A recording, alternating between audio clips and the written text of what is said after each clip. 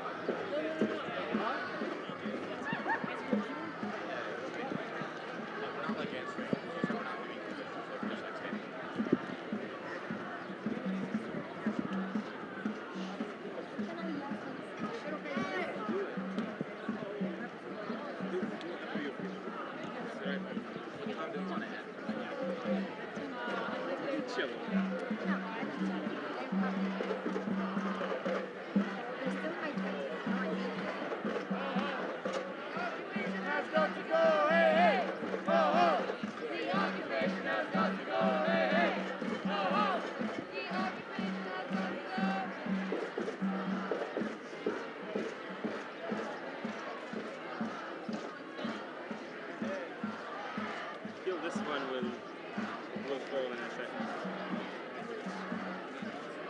This fall. Hey, you guys, can you clear so they can get right up to the microphone? Yeah. Can you just make sure that your bag is back? I just want to make sure we get good sound. Hello. I'm going to start by reading a statement. Can everyone hear me? I'm going to start by...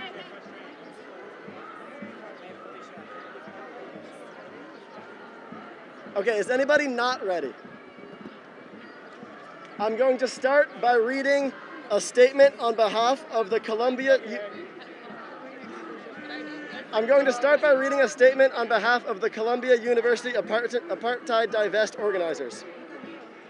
At 10 a.m. on Monday, April 29th, Columbia delegates issued written notices to members of the Gaza Solidarity Encampment, instructing them to leave the encampment by 2 p.m. or receive an interim suspension, including eviction, for students in university housing. Faculty in the University Senate have suggested that the university also has plans to expel and arrest students in the encampment with previous disciplinary notices. These repulsive scare tactics mean nothing compared to the deaths of over 34,000 Palestinians. We will not move until Columbia meets our demands or they are moved by force. Columbia's threat to mass suspend, evict, or possibly expel students with only a few hours' notice violates university rules. Faculty in the University Senate who rejected Columbia's plan because it is illegal, were informed that rules of university conduct will not be applied in this instance because the university has declared a state of emergency to manufacture consent for mass suspensions and evictions. Protesters have been entirely peaceful, and the university has previously agreed that it has no grounds to call in the NYPD. This is not stopping Columbia from illegally declaring a state of emergency, which requires Columbia to falsely identify nonviolent protesters as a clear and present danger. Columbia's threats, distributed through flyers, are reminiscent of the flyers the Israeli army launches from the sky to Gazans. Today's threats come after days of fruitless negotiations in which the university refused to seriously consider our demands for divestment, financial transparency, and amnesty for students and faculty disciplined in the movement for Palestinian liberation. Columbia pulled out of negotiations over the weekend by threatening students with a mass campus lockdown and the eviction of every undergraduate from their dorms. It is our position that good faith negotiations are not possible so long as the university attempts to win arguments by weaponizing food insecurity, homelessness, and military attacks as leverage. They have informed the university that they are prepared to escalate their direct actions if the university does not adopt basic standards of conduct for negotiations. The university has repeatedly lied to the public about their so-called concessions in negotiations while refusing our request for more transparency. For example, They propose to share information about their direct holdings, neglecting to mention that these account for only 6.12% of Colombia's $784 million publicly traded investments.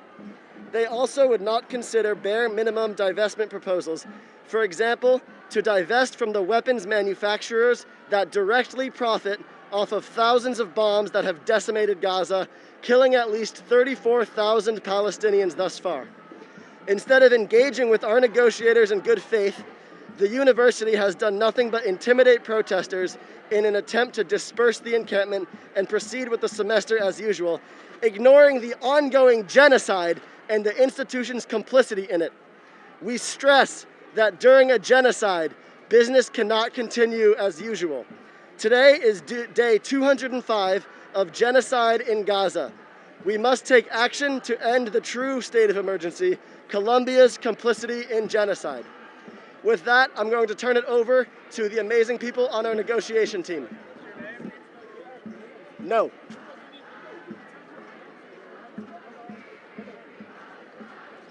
My name is Sueda Polat. That's spelled S-U-E-D-A. Last name Polat spelled P-O-L-A-T. I'm a student organizer and one of the negotiators for Quad. Earlier today, President Shafiq sent out an email announcing the end of negotiations and declared explicitly that the university will not divest from Israel. In that same email, President Shafiq claimed that we had had constructive dialogue regarding the student encampment and made insincere statements regarding the university's actions. The university's negotiations evidenced an elementary understanding of the words boycott and divest, which have been at the heart of the student movement and at the heart of our encampment. While the administration offered us a timeline for review of divestment proposals, they refused to give us any commitment that the ultimate decision would be binding. They offered us limited financial disclosure by giving only their direct holdings, yet not the indirect holdings which account for the vast majority of this university's endowment. They also threw bribes at students. Shafiq talks about early development childhood education programs for Palestinians in the West Bank and Gaza. She talks about a resilience fund for Gazans. This amounts to nothing more than bribery of the student movement. The administration also offered a review on the topic of boycott. Instead of closing down the Tel Aviv dual degree program, instead of shutting down the Tel Aviv Global Center, which has not yet broken ground, they said they would review access to these institutions, to these programs, overlooking conveniently the fact that these programs can never be in line with the university's own stated policies of non-discrimination and equal opportunity. This is a smokescreen. Bureaucracy is a prison, and the students refuse to trade in the blood of Palestinians. The university has conducted itself with obstinacy and arrogance, refusing to be flexible on some of our most basic points. That said, we were engaging in good faith negotiations until the administration cut them off under threat of suspensions. Where we asked for amnesty, they gave us more discipline. Earlier this morning, university delegates appeared at the entrance of our encampment with disciplinary notices, essentially alerting students that they could choose to do one of two things. One, sign an attestation form at the exit that would put students on academic probation on the condition that they abide by all university rules until June 30, 2025, or until their graduation, whichever comes first. Or the students would be interim suspended, losing access to their housing, losing access to campus, losing access to healthcare on campus, and losing their right to graduation if they are a graduating student. Essentially, these are attempts to stifle the student movement.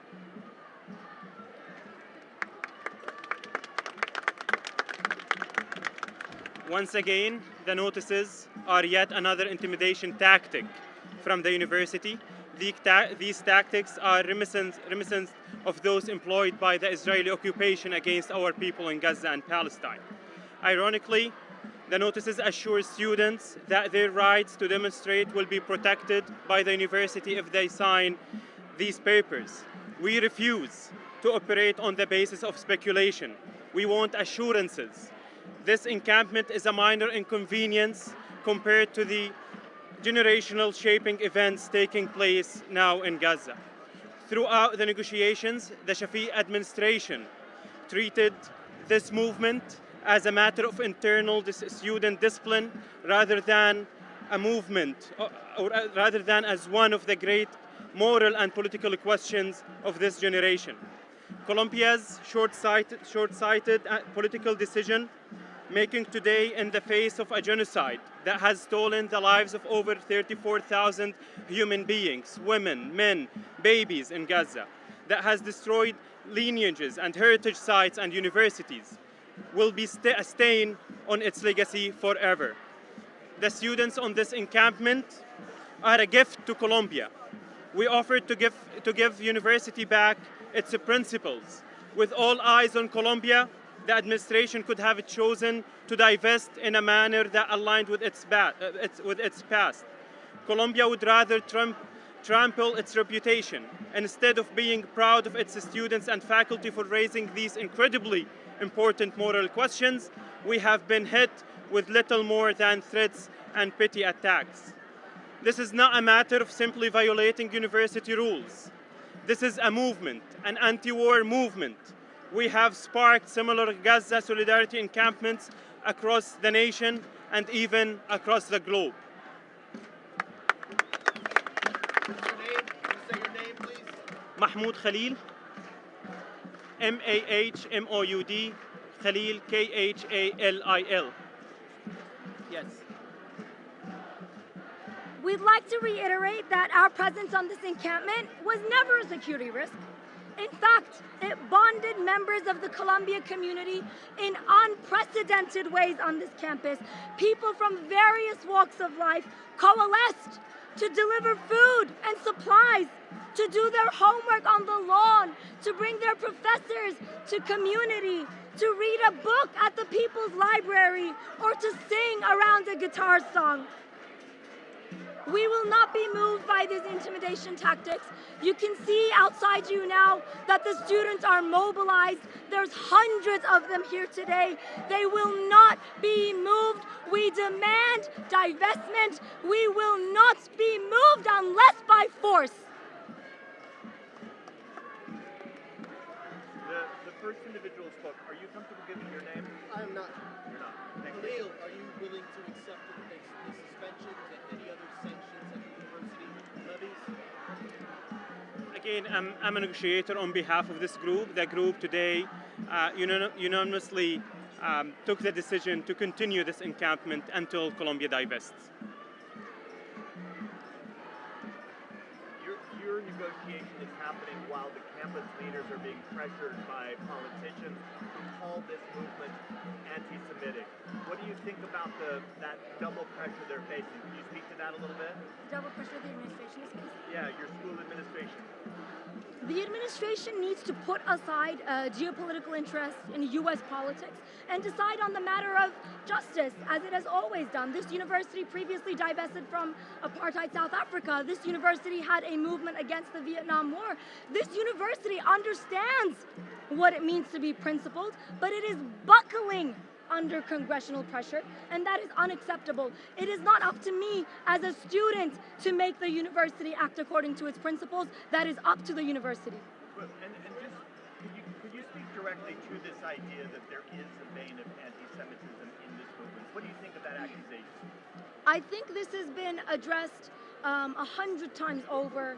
For the 12 days or so that we've been on this encampment, there has not been a day that we didn't make an effort to address these claims. And at this point, they are a diversion from the death and the massacre in Gaza. A diversion. That being said, I will answer it once more. We have community guidelines. Every single individual, politicians, members of faculty, students coming from diverse political backgrounds or faith backgrounds, read those community guidelines and enter this space with agreement on those guidelines for open dialogue between all people. There has been no violence on this encampment. Students from diverse backgrounds have shared their religious observances together. We've celebrated Passover. We've celebrated Shabbat twice. We've prayed in congregation. This is a place of community, of communal learning, not violence. What is the timeline that the university gave? They tell us that we have until 2 p.m., which I lost my watch. It's past 2. It's past 2. We've been asked to disperse, but it is against the will of the students to disperse. We do not abide by university pressures. We act based on the will of the students.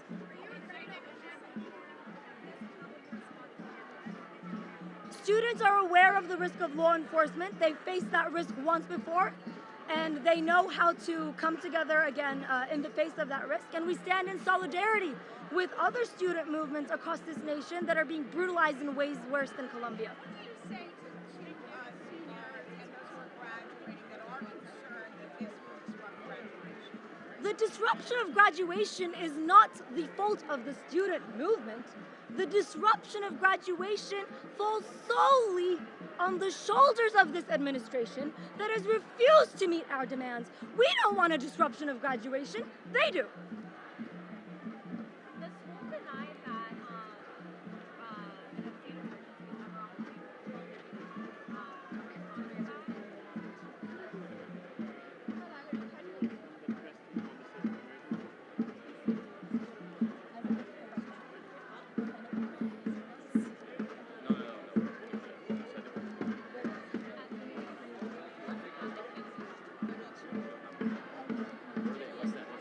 Can you repeat your question? The school had denied that the state of emergency was ever happened or was on the We have confirmed from members of the Senate that there was a state of emergency declared by the administration. Members of the University Senate told us. The negotiations are off the table right now. We cannot accept a proposal by the university that refuses the basic tenets of the student movement. If they are willing to meet us on the negotiating table again, we're present. Can you explain what you've agreed to and what you are still disagreeing with? The negotiations are a package deal. We're not agreeing on one principle and disagreeing on the next. We're agreeing on the basis of a package. And we do not have that package, and therefore no agreement has been reached.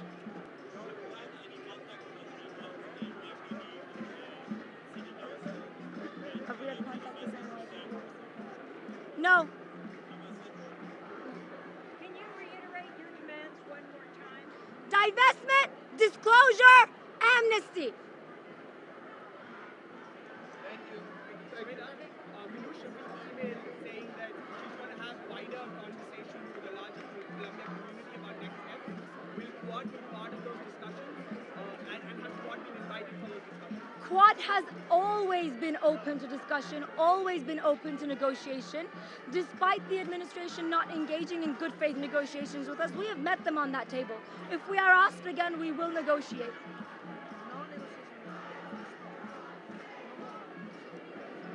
We're not stopping. How many students are affected? We do not yet know how many students are affected by the probation. It's up to their individual will whether or not they sign those papers, and we have no way of knowing until at least the end of the day. I personally have not, but Quad has had contact with other campus protests. That they're similarly motivated, similarly resilient, and they're waiting for divestment, and we share those demands. do one or two more questions and then we'll end. Yes. Last question. Thank you. Thank you. Thank you.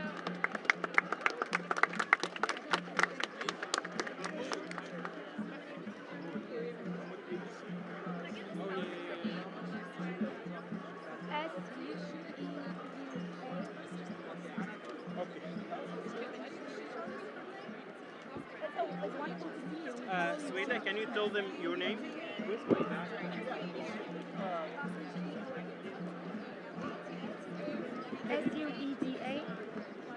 Can you write it down for me?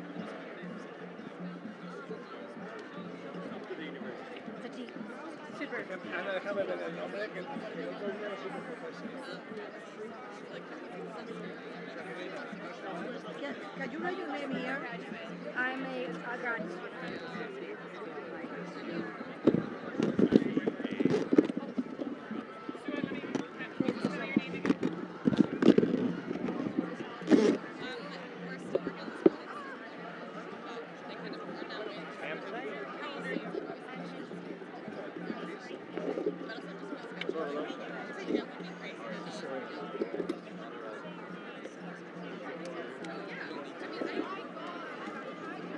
Oh, I'm so sorry.